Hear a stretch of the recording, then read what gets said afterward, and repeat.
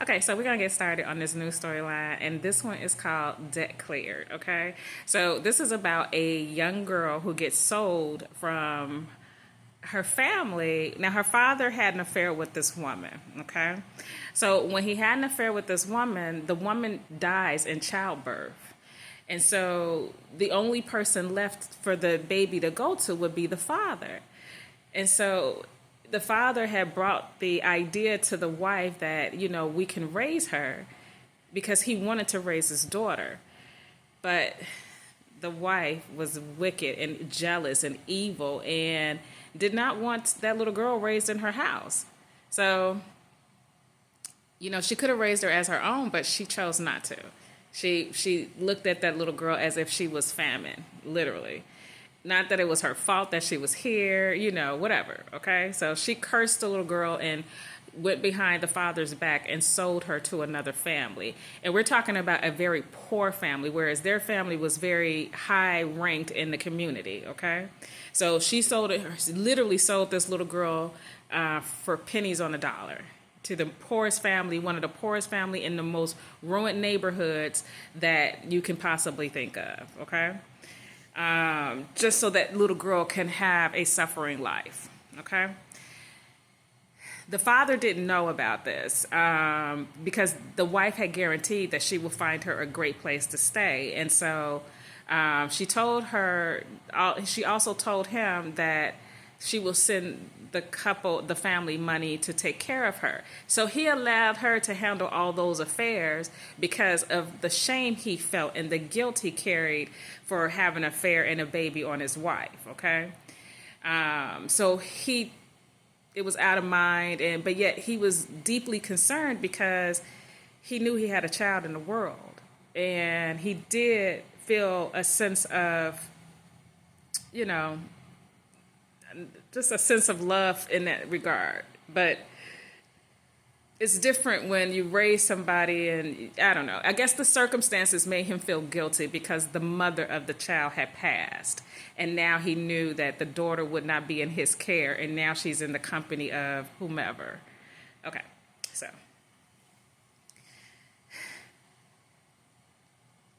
Troy was at the hospital and two things happened. Life began and life ended. And he was devastated. He saw this screaming little baby and he just looked into the baby's eyes and he shook his head and he was so disappointed. So the doctor came in and said, "Sir, will you be taking the baby?" His initial answer was yes. He said, "I'll return in a few days." He said, "When you release the child." The doctor said, "Okay." So Troy went home to his wife. She sat there on the couch knowing that her husband just stood 17 hours in a hospital with another woman during her childbirth. And so when Troy came home, he went over to Tracy and he said, he fell to his knees and he put his head in her lap. She barely wanted to rub his head, but she did anyway, despite it. She looked coldly into the room, off into a distance, as she rubbed his head, and he began to cry. I mean, he was hurt, and that pissed her off. How can he sit up there and be hurt about another woman? She didn't care if that woman just was unalived through childbirth. She didn't care about that. She just cared about the fact that he was emotional over her. She began to rub his head and she said, "It'll be okay, honey. Everything will work itself out. Don't even worry about it." She said, "Let me know if there's anything I can do to help." And then that's when he pulled up and he sat up on his knees and he looked her in the eyes and he had tears all coming down his face. He said, "Tracy, the baby The mother is gone now, and she's going to need a place to stay. And we have more than enough money. We're doing very well. We can take her in. We can raise her as our own. No one will ever know. We will never have to even explain it to her.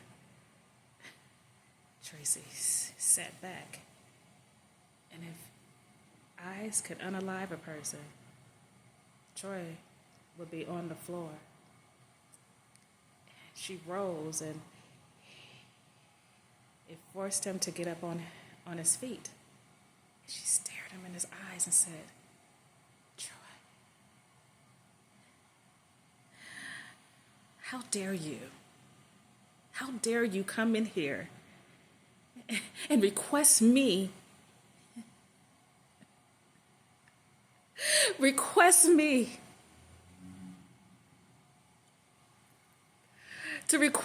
to raise your child, the Jezebel child? Let's call her Locust." Troy looked at her. He said, "What? Let's name the baby Locust."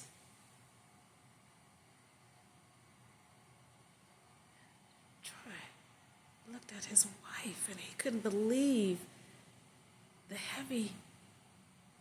heaviness of her heart, how ugly it was. He never saw her this way.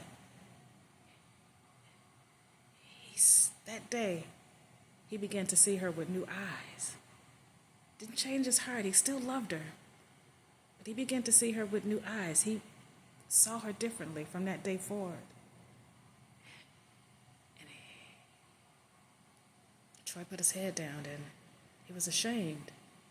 But he didn't want his daughter to be marked or cursed because of a decision he made. Even if it was a mistake, he knew that God made no mistakes. But Tracy didn't want to forgive that.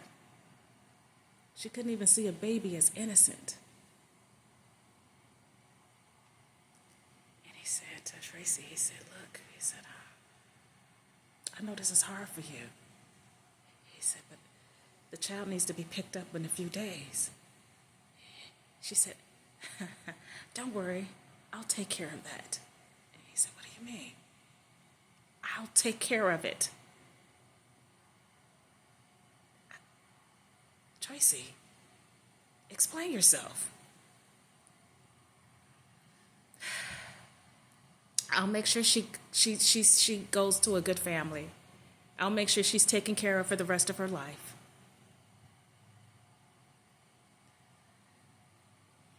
Troy breathed a little easier, and he said, "Where would you get this family from?" "Troy, haven't you trusted me with all of our affairs up to this point?" "Yes." He said, "But this feels a little different." He said, "But this feels a little different." And he said,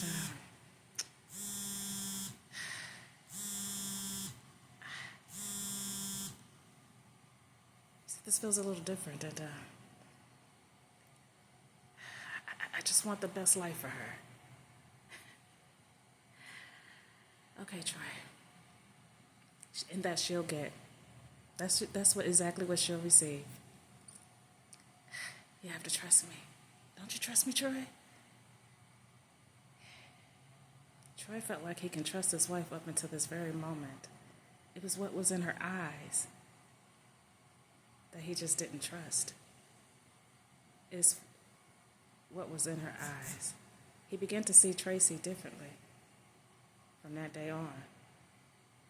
He knew that his daughter,